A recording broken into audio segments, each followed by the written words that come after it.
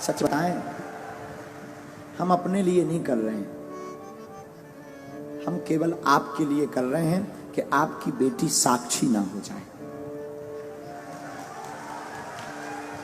हम इसलिए कर रहे हैं कि अब हमारे मंदिरों पर सोमनाथ जैसा कभी दोबारा हमला ना हो।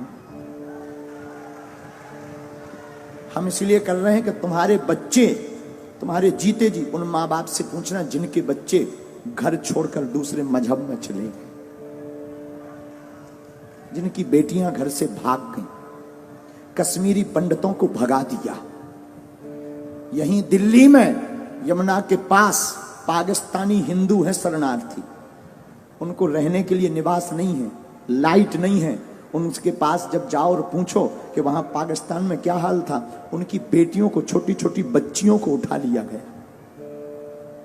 13-13 साल की बच्ची को उठा ले गए।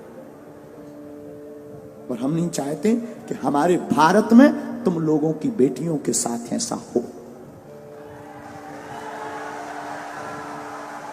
सिर्फ हिंदुत्व की बात और सनातन की बात हम इसलिए बोलते हैं। क्षमा करना, जो पुलिस में भी है उनके ऊपर भी कितने हमले कहां कहां नहीं हुए, बंगाल में। हम नहीं चाहते लौटकर हमारे राष्ट्र के इन सिपाहियों के ऊपर कोई उंगली उठाए, इसीलिए हम हिंदुत्व की बात करते हैं, इसीलिए हम सनातन की बात। हमें कोई शौक नहीं चढ़ा है, ना हमें यश पाना है, ना हमें सम्मान, ना हमारी कोई पार्टी है कि हमें राजनीति करनी। हमें कौन सी राजनीति करनी? हम तो तुम्हारे लिए बोल रहे, तुम्हारी आने वाली पीढ़ी के लिए बोल रहे, तुम्हारे लिए जी रहे। वरना हमारा दरबार अच्छा खासा चल रहा है, दरबार में कोई कमी नहीं। हम तो प्रोफेशनली लाइफ जी लेंगे, ज्यादा परेशान होंगे, प्रोफेशनली लाइफ जी लेंगे, अपना दरबार लगाएंगे, बस अपने आराम से रहेंगे, न लेने माधव का न देना माधव का। लेकिन क्या इससे राष्ट्र का भला होगा? नहीं होगा। हम तुम्हारे लिए जी रहे हैं। इस वीडियो को जरूर तुमसे प्रार्थना है कि तुम्हारे अंदर अगर जमीर है, जागो।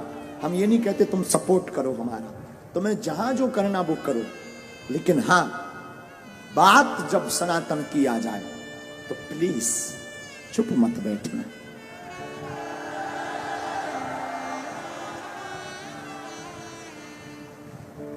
इसलिए प्रार्थना है, नहीं बाइकआउट करना ही पड़ेगा, बिना उसके काम भी नहीं चलेगा। जो ऐसा चलाए और जो ऐसा करे उसको देखना, उसके पंडालों में जाना बंद कर दिया जाए।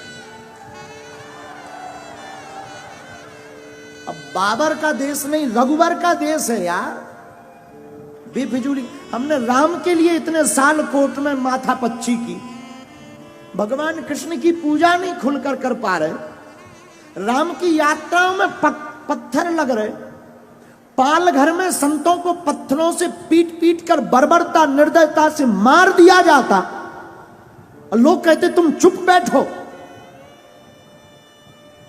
और हां, हमारे बोलने से और तुम्हारे जय श्री राम केवल मोबाइल चलाने से भारत हिंदू राष्ट्र नहीं बनना है। तुम्हें आवाज उठानी पड़ेगी और जैसे को तैसा जवाब देना पड़ेगा, तुम्हें घर से बाहर निकलना पड़ेगा। क्योंकि हम कोई राजनेता नहीं है कि तुमने ताली पीटी और वोट दिया हम चले गए। हम सनातन के सिपाही हैं। जब तक तुम्हारे अंदर जुनून और जोश नहीं भर देंगे, जब तक तुम्हें सड़कों पर तूफान, मंदिरों में भीड़, सड़कों पर तूफान चाहिए, हमें राम राज्य से भरा हिंदुस्तान चाहिए। और आज तुम जवाब नहीं दोगे, कल तुम्हारी कोई नहीं सुनेगा। 5-6 प्रदेश में हिंदू अल्पसंख्यक हो गए, यूपी में भी हो जाओ, भारत में भी हो जाओ। तो अगर नहीं ऐसा चाहते हो तो आओ, चाहते हो तो ठीक है, तुम्हारी इच्छा, हम तो बोल सकते हैं। नहीं चाहते हो, तुम्हारे अंदर जमीर है। हमारे पूर्वजों ने राम के लिए अपने प्राण त्यागे हैं।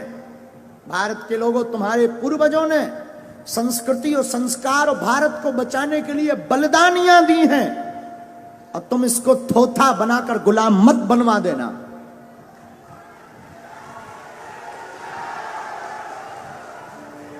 दूसरी बात, भारत में 80% सनातन हिंदू रहता है, 20% अन्य मजहब के, और 20% जब अन्य मजहब के हैं और तुम्हारा ये हाल है कि तुम अपनी बात नहीं बोल पा रहे। जिस दिन तुम 50% से नीचे आ जाओगे, घरों में नहीं रह पाओगे।